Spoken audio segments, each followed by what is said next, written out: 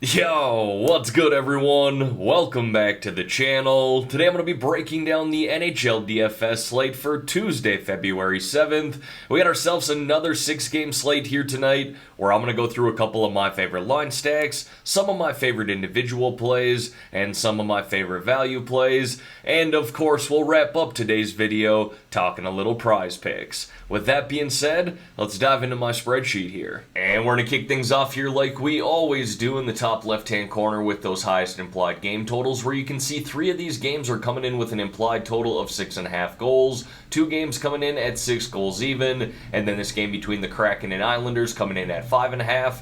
And then take a look down here at the Vegas odds, where you can see each team who's favored to win tonight. And here's a quick schedule update for this week. Again, got a video out today, obviously, but no video tomorrow, being that it is just a 2-game slate. We'll be back on Thursday breaking down that Nhl Dfs slate, but nothing for Friday, as I am heading out to Vail, Colorado this weekend with some buddies. With that being said, let's dive into a couple of line stacks that I like here for tonight, starting with that first line for the Colorado Avalanche. We got McKinnon centering Lehkonen and Nichushkin. Now for starters, this line is definitely a lot more affordable than I planned on them being, and I will take advantage of that, especially against a Penguins team that is really struggling defensively right now. And if we get word that Casey DeSmith is going to start for the Pens tonight, I even like this matchup better for them. But this first line here really has a lot of upside. All 3 of these guys play big minutes together 5-on-5, and all play up on that number 1 power play. And not only did the Penguins allow 4 goals per game in their last 4 games prior to the All-Star break,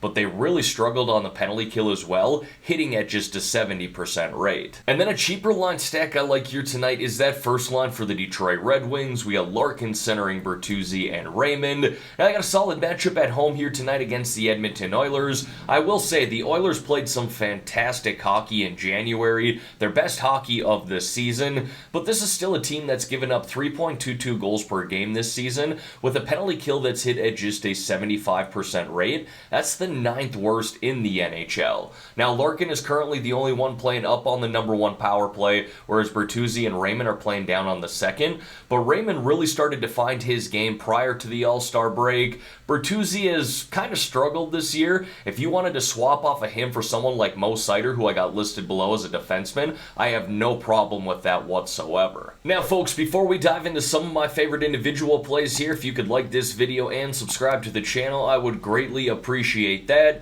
Don't forget, I am running that Discord channel too, and if you want to join that, there's a link to do so in the description below. We got a great group of people in there talking some hockey and prize picks, and I am posting some bets on the NHL side of things every now and then as well on my Twitter account, if you want to give that a follow there. Alright, now diving into some of my favorite individual plays here, we're going to kick it off with the forwards, and the first guy I got there is Zach Hyman of the Edmonton Oilers. Now I think this game between the Oilers and Red Wings is one that we could probably game stack in general.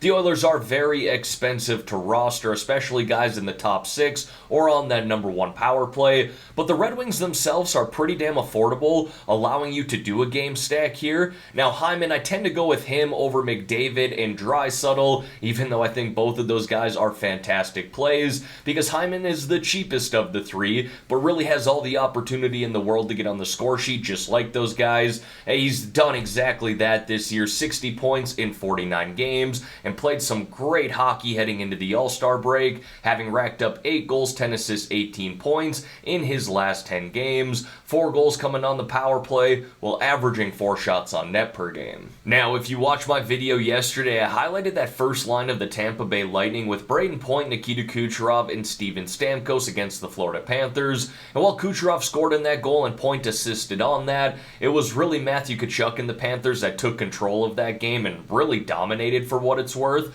But with that being said, I'm not going to be afraid to go back to this first line here for the Tampa Bay Lightning. Back at home tonight in a great matchup against the San Jose Sharks, who really started to slump defensively prior to the All-Star break, having allowed 4.20 goals per game in their prior 5, heading into that All-Star break, the 2nd most in the NHL during that stretch, with a penalty kill that hit at just a 64% rate. And while they are expensive here again, I still love the upside that that first line brings, especially with all 3 of those guys playing on the number 1 power play. You know, just like Zach Hyman, I went with Braden Point here because he's the cheapest of the 3, had been playing some solid hockey prior to the All-Star break, was 6 goals, 9 assists, 15 points in his last 10 games, having averaged around 3 shots on net per game. Now, being that there's probably going to be a lot of attention on the Oilers and Lightning in general here tonight, I kind of like targeting these games here between the Avalanche and Penguins and Ducks and Blackhawks. You can see I mentioned that in the notes off to the right-hand side.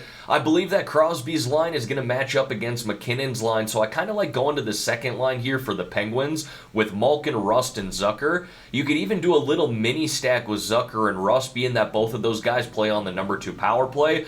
But Gino really played some great hockey prior to the All-Star break, and really over the past month, Malkin has played awesome. If we look at his last 10 games here, he's racked up 7 goals, 8 assists, 15 points, while averaging 3.5 shots on net per game. And then with these last 2 plays here, it's highlighting guys in that game between the Ducks and Blackhawks. Now, these are 2 of the worst defensive teams in the NHL. Both penalty kills have struggled all year long, so I really don't mind targeting anyone in the top 6 of forwards on each side of this game, and just targeting those number 1 power plays in general too. Adam Henrique has played some great hockey here as of late, albeit he plays on a team that really doesn't score a lot of goals. He's racked up 7 goals, 3 assists, 10 points here in his past 10 games, averaging around 2.5 shots on net per game. Frank Vatrano of the Anaheim Ducks is on a mini heater right now as well. My only downfall with him, albeit he is cheaper at $4,900, is he's on the number 2 power play and not on the first,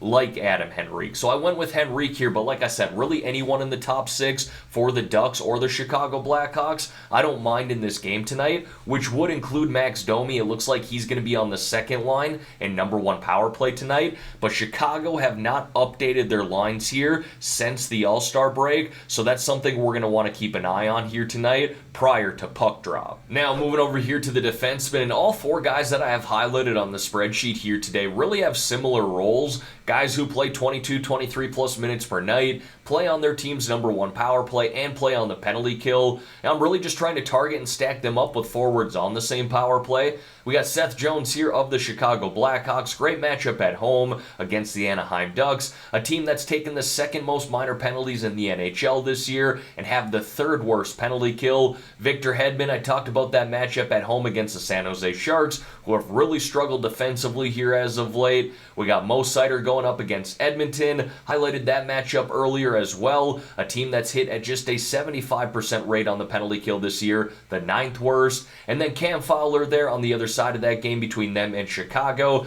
Chicago, again, one of the worst defensive teams in the NHL. Their penalty kills hit at just a 75.3% rate. That is the 10th worst in the NHL. Now, generally speaking about this defenseman position here tonight, I'm not in love with the value plays. I think there's some nice value in the 4 to 5K range, but the 2 to 3K range wasn't all that appealing, so I would like to spend up at this position in general here tonight. And then I got a couple of goaltenders there for you. 2 guys who I think are mispriced. I think they should be a little more expensive than they currently are. First, Ilya Sorokin of the New York Islanders. Islanders are playing on back-to-back nights, but they're back at home here tonight, so I really don't mind the back-to-back when you're at home. And Sorokin has been awesome at home this year. I know his record and the Islanders' record doesn't always show that, but look at his numbers outside of that. He's got a goals allowed average of 1.90 and a save percentage of .936 at home this year, averaging close to 17.5 DraftKings points per game.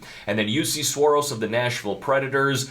I've talked about him quite a bit here as of late. He can be a little bit boom and bust at times, but he has a great ceiling, and we saw that quite a bit prior to the All-Star break, where he was 7-3-0 in his past 10 games, with a goals allowed average of 2.72, save percentage of .929, averaging 20.9 DraftKings points per game. And as always, going to wrap up the spreadsheet here with 3 low-priced options or sub-4K forward plays. First guy I got there is Cody Glass of the Nashville Predators, currently playing up on that first line and playing on the second power play. He had 3 goals, 2 assists, 5 points in his last 5 games prior to the All-Star break, really finding his game up on that first line. Next is Tyler Johnson, who should play on the third line for the Blackhawks tonight and up on the number 1 power play. But again, I haven't seen anything updated prior to the All-Star break for the Blackhawks, so check on that prior to puck drop tonight. Again, I'm just targeting guys in that top 6, or really guys who play up on that number 1 power play,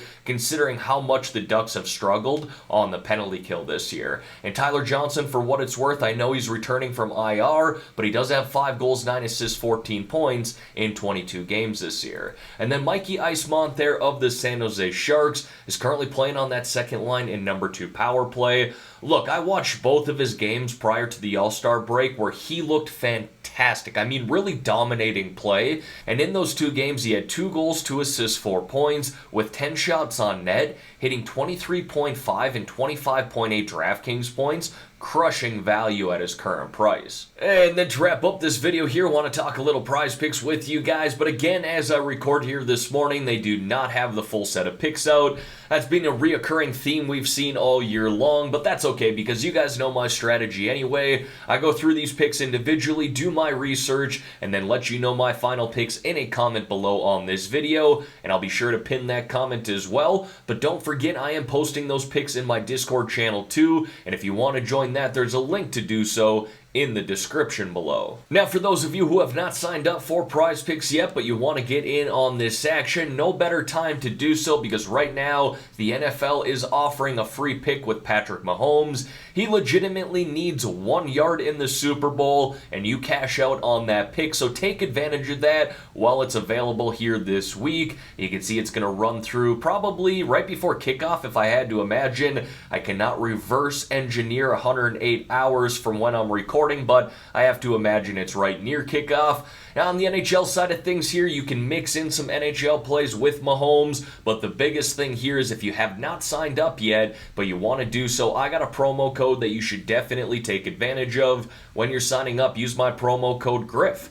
GRIFF, and Prize Picks will match your deposit all the way up to $100. Now, you do not have to put $100 in. If you want to put in 50, they'll match 50. You want to put in 20, they'll match that $20. And again, we'll match anything up to $100 as long as you're using my promo code GRIFF, GRIFF, upon signing up. Alright everyone, that is going to wrap up this video here for today. As always, thank y'all for taking the time out of your day to watch the content here on this channel. If you could like this video and subscribe to the channel, I would greatly appreciate that. Let's have ourselves a great day here, folks. Let's win some money on this 6-game slate. In the meantime, I'm out of here.